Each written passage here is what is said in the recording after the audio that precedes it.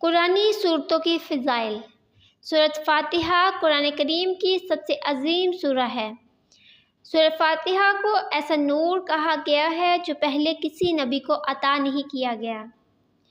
سورۃ البقرہ، جس گھر میں سورۃ البقرہ پڑھی جاتی ہے، شیطان اس گھر سے بھاگ جاتا ہے۔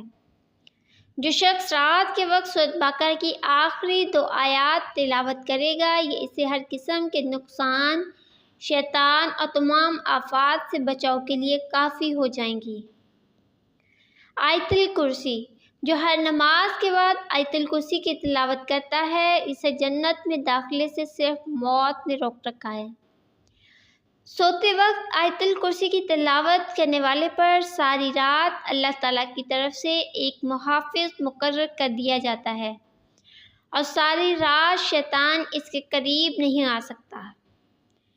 سورۃ کہف، جو سورۃ کہف کی ابتدائی 10 آیات حفظ کرے گا، وہ دجال کے فتنے سے بچا لیا جائے گا۔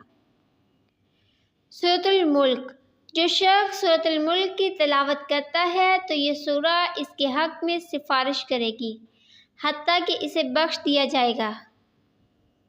سورۃ الاخلاص، سورہ اخلاص اجر و ثواب میں 1/3 قرآن کے برابر ہے۔